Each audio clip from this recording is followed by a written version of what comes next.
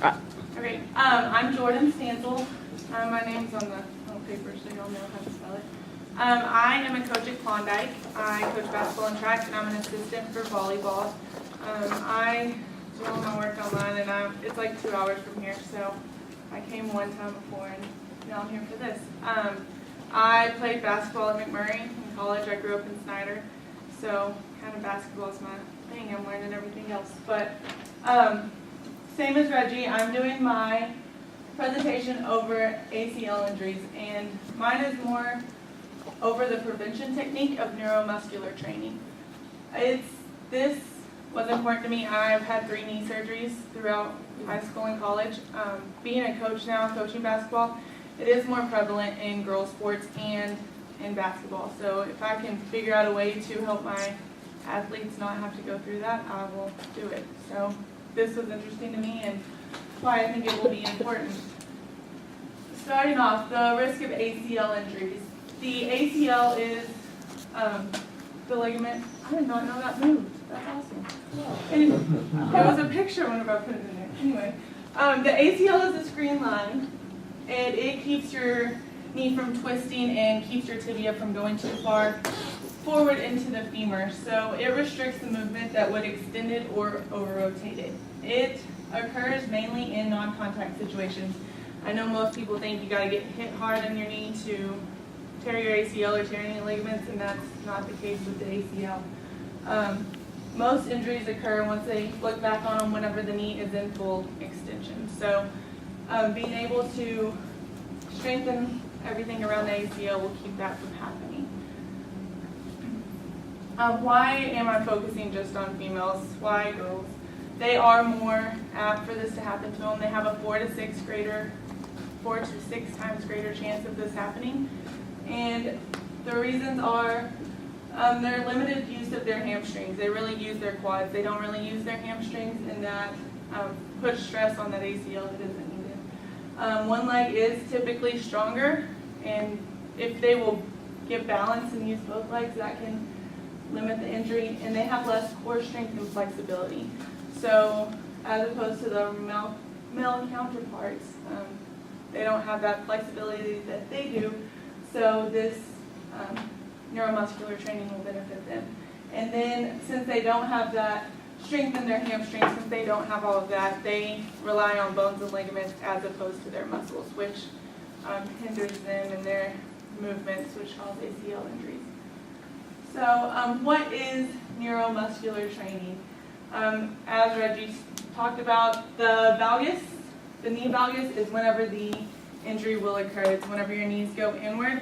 And neuromuscular training trains the brain and the muscles to prevent that from happening. We want straight lines, so the knee is bending at a straight angle, not the abduction. So that's what neuromuscular training is going to do. It's going to retrain the muscles, retrain the brain on how to keep that from happening. There's 3 different parts of neuromuscular training. The first one is plyometrics. It is jump training. It can be, whenever you start off with your plyometrics, you want to start basic jumps, just standing here and me jumping. I'm not going to do all the squats or jump in there. I can't even do that. So I just had surgery in August, so I'm not even fully recovered from that. But your jump training, starting off just standing here and jumping, and then working our way up into the box jumps, into single leg jumps, moving forward jumps, side to side. The jump training that is plyometrics, teaching the kids the right way to land. If they're landing with their knees inwards, obviously that puts them at a greater risk. So we will focus on the landing of the jump to make sure that their knees are not abducting. As training furthers, like I said, it can increase in intensity and difficulty. Obviously, jumping from just your right leg and landing on one leg is more difficult than two-legged jumps. So we would increase that as we got further into plyometric training. The second part is strengthen. Females they don't have as much strength in their hamstrings. And so if we can strengthen all the muscles around the knee, that's quads, hamstrings, calves, that'll keep the ACL protected using the muscles instead of relying on just that ligament. The core is also important in there. If if you have a strong core, you're going to be able to control your weight and how it shifts, so you won't get the weight off balance, putting the stress on your knee. And then, strengthening using weights, body weights. You don't have to throw a lot of weights on a bar and start squatting. You can start off with body weights. Same thing as plyometrics, increase that as they get further in their training. And then we also have flexibility. A lack of flexibility puts more stress on the ACL. If you're not flexible, you're not going to be able to squat down as low and land the correct way. You're not going to be able to keep your knees from going out if you don't have the flexibility in those muscles. It's necessary for all of the muscle groups in your legs. Like I said, quads, hamstrings, calves, all of that plays into an ACL injury.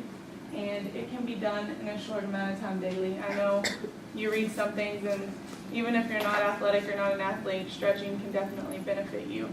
So it doesn't have to take a lot of time. Flexibility is one of those things that can be done. And if you're flexible, you're going to be able to jump whenever you're not thinking. Well, most ACL injuries occur, I didn't put this on there, but at the end of a game or the end of a season, whenever you're tired and you're not thinking about how you're landing, you're not thinking about what your muscles need to do in order to protect your knees. So whenever you're flexible, that'll that muscle memory, it'll keep you going back to landing correctly.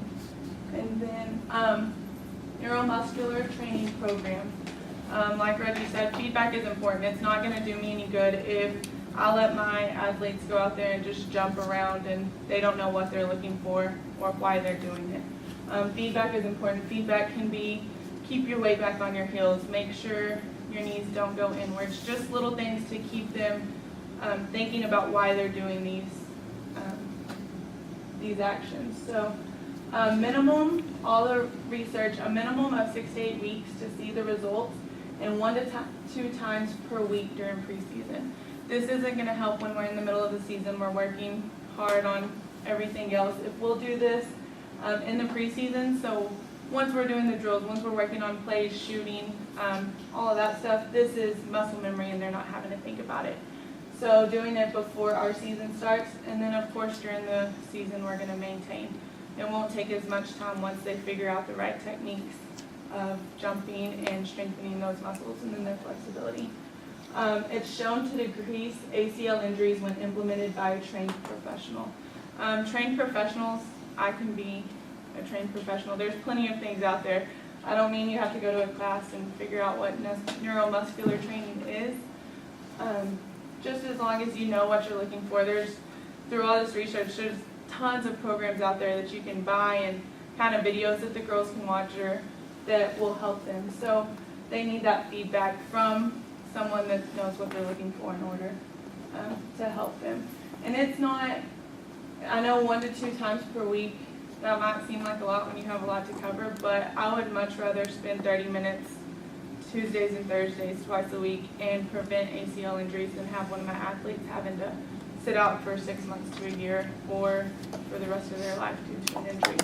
So it's not, I think the benefits definitely, I don't even know what cons there would be to it. It can't do anything but help the female athletes. So I think that's my last one. Do you have any questions? How would you, so if one of your girls is doing a squat, how do you think you would neuromuscularly train them to keep their knees from doing their knee values? I think automatically, like I said, with that feedback, if they're doing a squat and you're telling them, reminding them, you're not necessarily doing it with a lot of weight, just body weight squats. I know right now I can't even squat properly. No, I'm not going to show you, right. But I can't squat properly. But if I have someone telling me whenever I'm working out, hey, keep your weight back, make sure you're using your hamstrings, don't let your knees go out, that's going to train me. And the more, I'm going to get tired of hearing it. So I'm going to fix it. And kind of that muscle memory, going back to that would help the girls do that. What about if you practice up against a flat wall? Mm-hmm. I know up against a flat wall, to keep your weight back, you can't lean forward if you keep your back against a wall, or the bands that they have, the TheraBands, I think that's what they're called. You can put those around like a pole and just lean back on them where it can hold your body weight, or a rope, just something where you're able to lean back. And yeah, you're not gonna be doing the weight all by yourself the first time, but through that, you're gonna get more comfortable using those hamstrings and being able to go further and not get your knees over your toes. Did you come across any PNF when you were talking, looking and researching on flexibility and neuromuscular training? No, I didn't. Do you know what PNF is? No, Proprioceptive neuromuscular facilitation? no, I didn't come across that. Okay. It's, Definitely look into it. it's essentially contract, relax, contract, flexibility. Do you know what a Golgi tendon organ is within the muscle? It senses change and it senses change in both dynamic effort and it gives you feedback on what your muscles are doing, and so it actively trains them to have a greater functionality in the range of movement, while dynamic flexibility tries to have strength in a certain range of motion. You can only train, if someone's not flexible, they can dynamically train to get strength in that limited range of motion. PNF works to facilitate strength through a fuller range of motion. So if in the first one, this is the flexibility range and strength of motion for one person, PNF would search to try to make it to where it is more. They have more functional strength through a greater range of motion. And so when you talk about flexibility, you may want to look at Yeah, I didn't even look at, PNF. I to wrote be it down. honest, I didn't look at like how the muscles work. I looked at like, I guess muscle memory more than actually what's going on inside of the muscle, Okay. which is definitely something. So look yeah, at. but when you go back and Yeah. if you do the applied research, PNF, Okay, that'll Got it. help you out. thank you. With the squats and the valgus knee, did you notice any differences with your athletes that either played their sport when individually or they played like multiple sports? As far as like how they jump Mhm. in a volleyball situation or a basketball situation. Right. I think, no, I didn't. I think if they learn how to land, they're going to land that way regardless of the situation. They're going to land that way when they're tired. If they're, let's say, like in volleyball, whenever you block, you might move laterally in the air. They're still going to land using those hamstrings and using the quads. So it's more activating knowing which muscles they need to activate and keeping their knees like parallel. And then it's kind of just like riding a bike. Yeah. Not do it for years and then Maybe not years, but maybe not the squat for years. yes, but You'll it's remember just how to- training your body to be able to land that way. That way, if you're at the end of a game and you're not thinking about it, Yeah, I mean, which we've all seen happen, like when athletes celebrate or something and they end up tearing their ACL. yeah. So it's just training the muscles to also pretty much protect your ACL. What about for a sport like track? Because you do jumping, you're training on something completely different to land in the dirt, or? No, well, they're still landing with their weight back, and I think with track, a lot of it, like on triple jump, I coach triple jump, them taking off on that one leg is hard. It's hard on the girls, and I have so many girls that complain about hips and taking off, because that's not a natural way to take off, to jump off of one leg and kick the other one back. So them landing in the dirt, it's the same muscles that control their legs whenever they land. So no, I guess it would work across the board. That's what you're asking. Any more questions? Thank you, Jordan.